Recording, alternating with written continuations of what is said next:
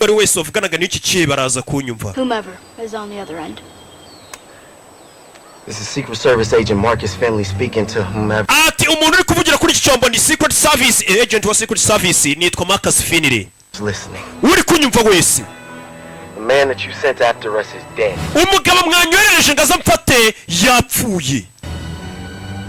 You want to come for the body, just follow this signal. Nimba mushaka kuza kwa mwatwara umurambo we mukurikiriye sinyari. Just before I killed him, he asked me what my problem was. Gusa icyo kigoryi mwari mwohereje mbere yuko nyica cyambaje ngese ubundi mfite ikihe kibazo niko yambaje mbere yuko mwica. My problem is you took kids. Ikibazo mfite rero mwashimusa abana bato ba Kadogo. Children. Abana. What type of person does that? Ese ni muntu nyabacu ubasha kuba yashimuta abana. Ibaza amagambo ari ku mugabo nari kubiyemera no wamwirabura. A bug that needs to be stepped on. Ati mumeze nkaho muri icyorezo kigomba gukandagirwa kigashwanyagurika. And stopped. You're my problem and now I'm yours. Muri kano kanya muri kibazo cyanjye kandi nanjye ndi ikibazo kuri mwe. He wasn't alive to hear the answer to that question. Ati uriya mugabo nishe we ntago yari muzima ngo abashe kumva igisubizo nari ngiye kumusubiza ikibazo yarambajije. Thought you'd want to know. If he killed my brother. Nimba yishe umuvandimwe wanjye.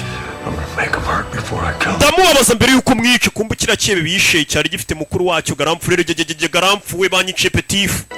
Tuza ariko ibwanuka. Yari hano. Yes. I am a bug. Cyane rwose ndi virusi, sibyo? I've always known that about myself. Ndetse nanjye nahoze mbizi ko ndi icyorezo. But today, gusa uyu munsi, the bug is king. Icyo wita nka virusi cyangwa se icyo wita nka kasimba gatonya muri kano kanya cyabaye umwami. Nabaye umwami. Ninjye mwami. Bimeze bite udacikwa na episode ikurikira ya Riroke